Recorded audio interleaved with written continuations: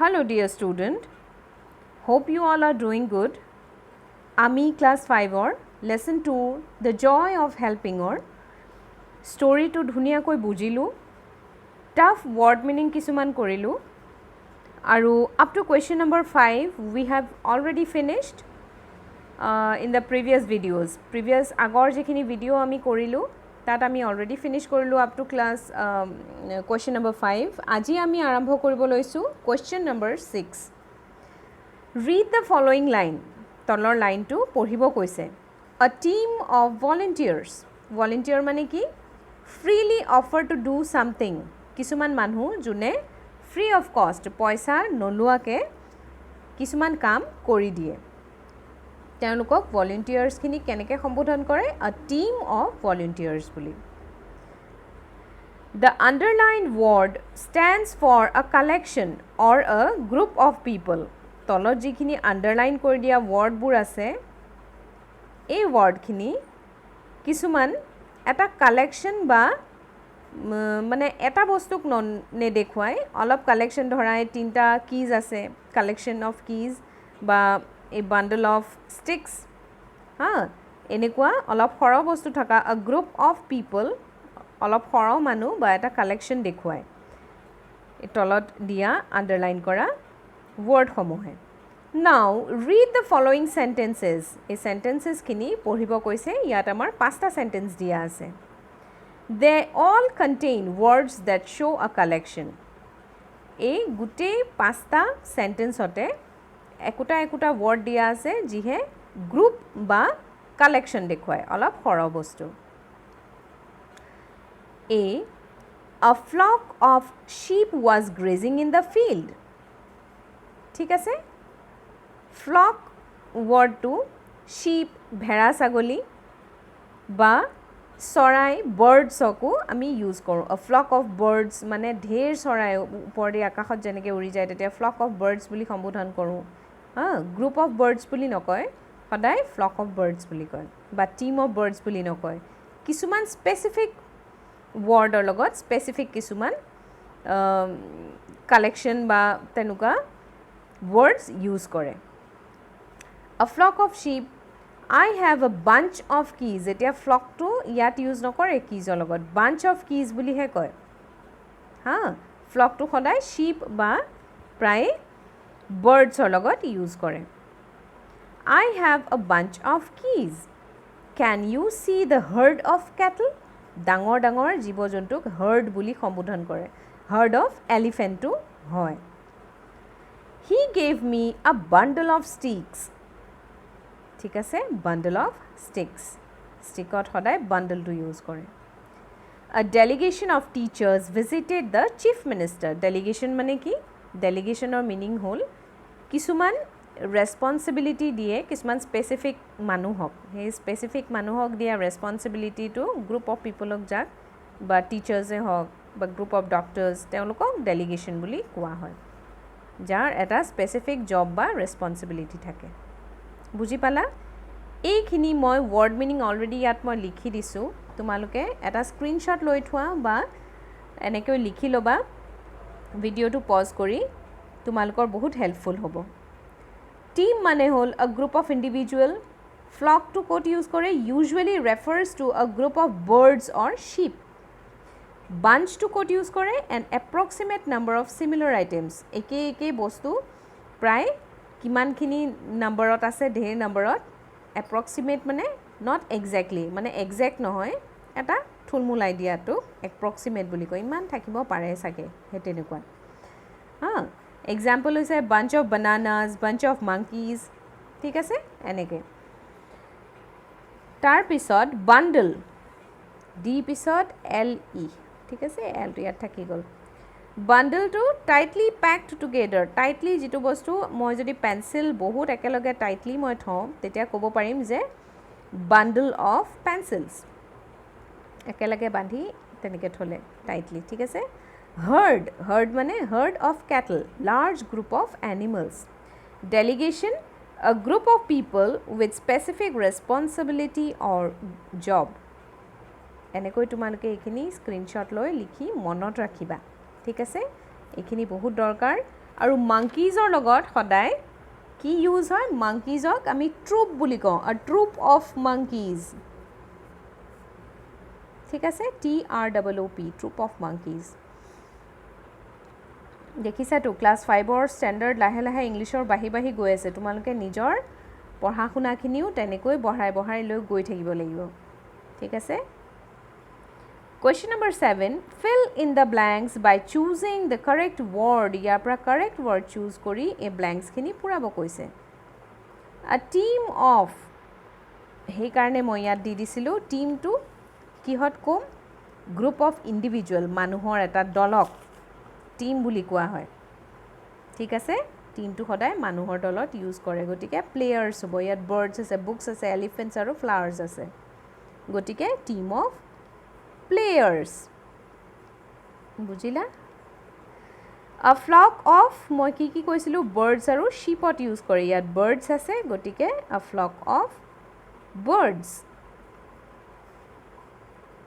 মন কৰিবা দেই a bunch of flowers ফ্লাৱাৰ্ছৰ লগত সদায় bunch ইউজ কৰে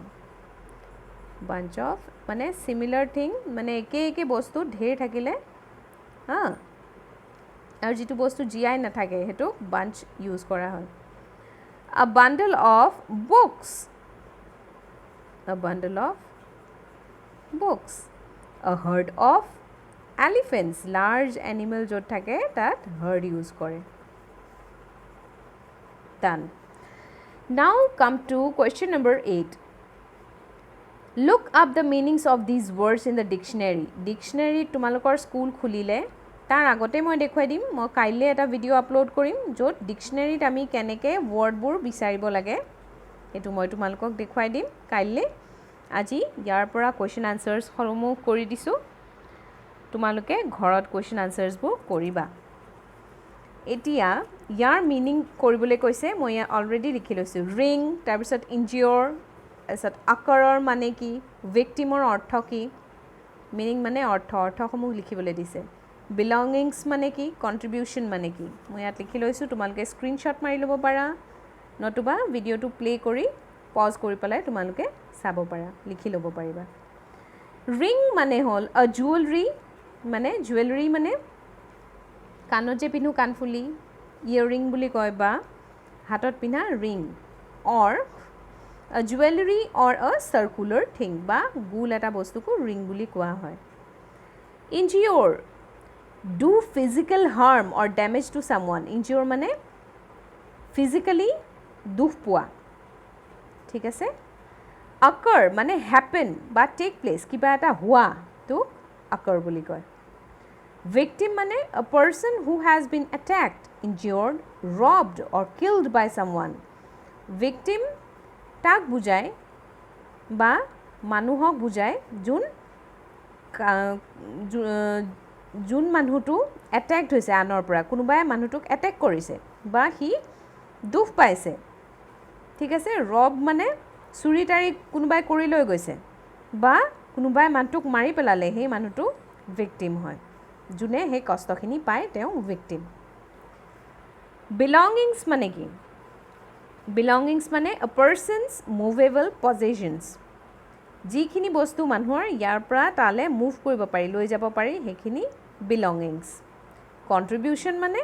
a gift or payment to a common fund or collection বা donation contribution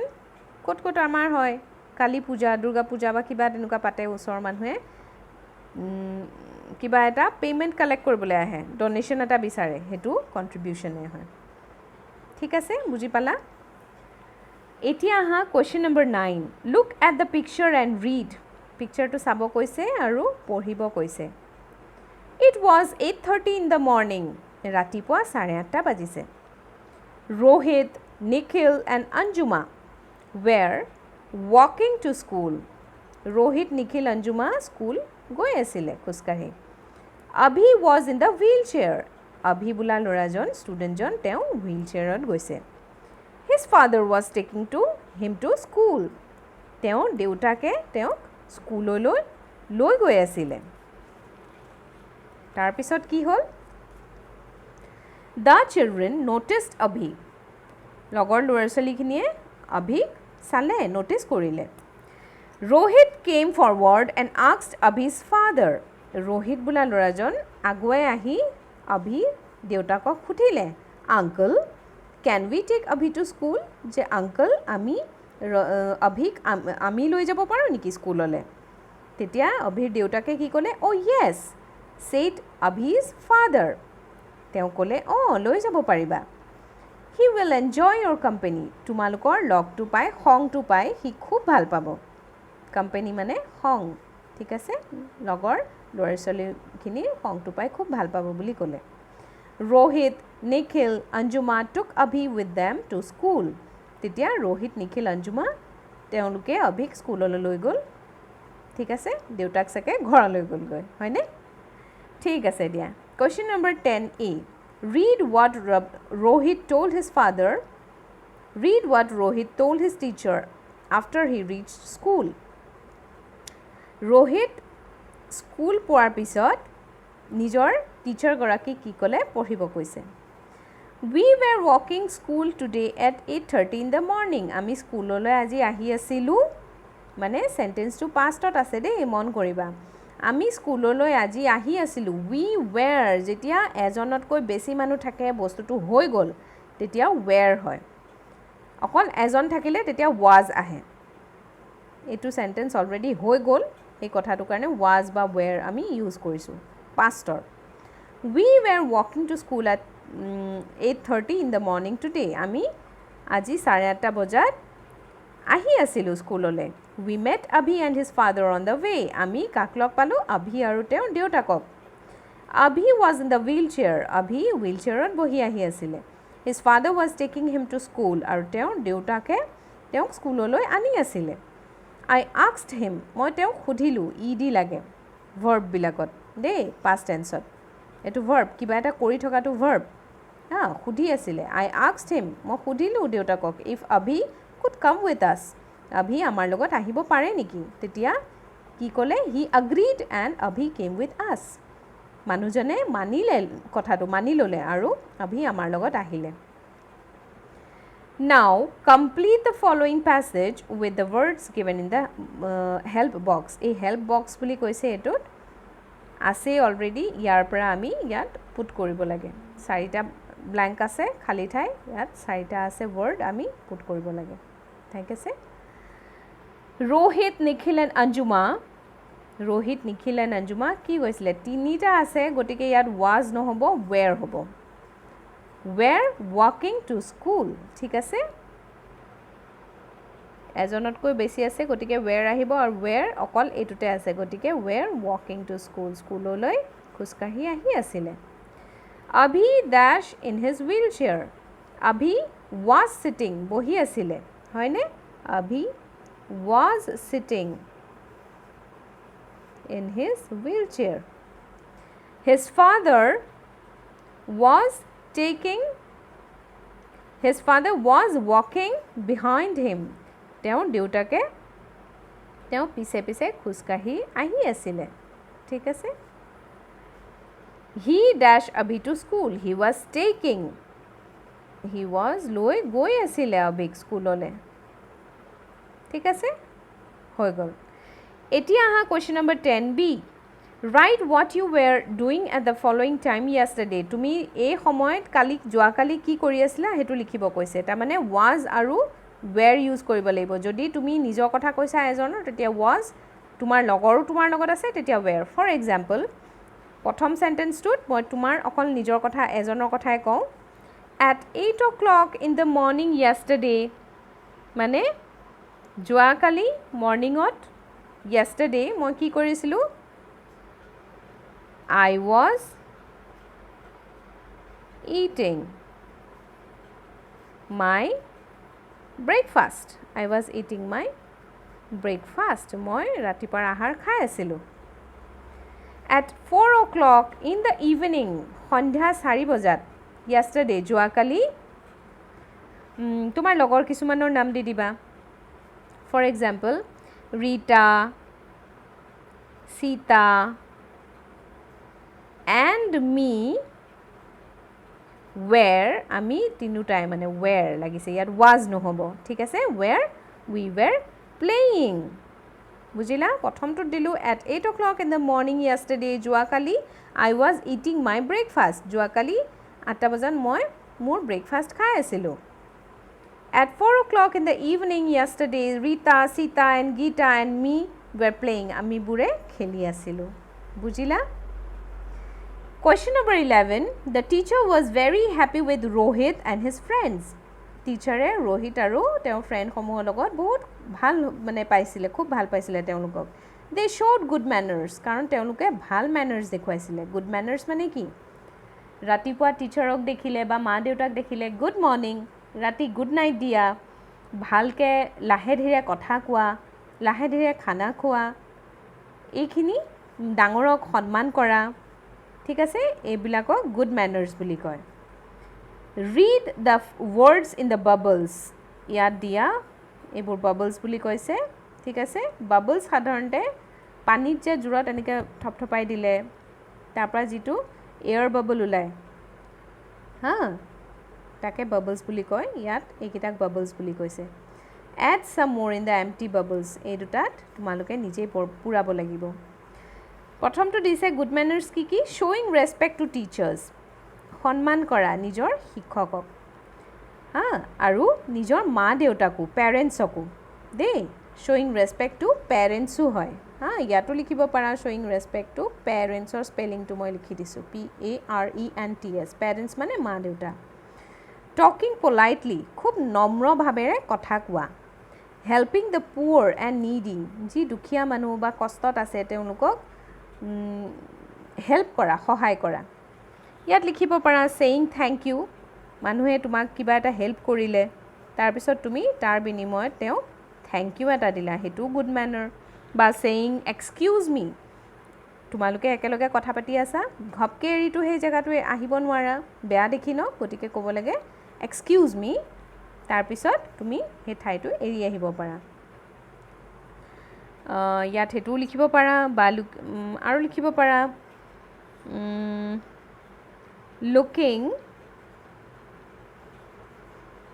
people মানুহ হলে কেনেকৈ চাব লাগে in the eyes looking people in the eye when you speak তুমি যেতিয়া কথা কোৱা যেতিয়া তুমি কথা কোৱা তেতিয়া মানুহৰ চকুলে চাব লাগে জলে তলে নহয় হেতু good manners পৰে গতিকে আজি ইমানতে সামৰিছো question number 12 পৰা বাকিখিনি যিমান আছে মই নেক্সট ভিডিঅ'ত আপলোড কৰিম তোমালোকে ইয়ালৈকে ধুনীয়াকৈ কৰিবা I hope you all are enjoying my videos so subscribe and hit the bell icon আৰু ভাল লাগিলে লাইক কৰি দিবা আৰু শ্বেয়াৰ কৰিবা যিমান পাৰা সকলোৱে উপকৃত হ'লে মোৰ ভাল লাগিব Thank you for watching my class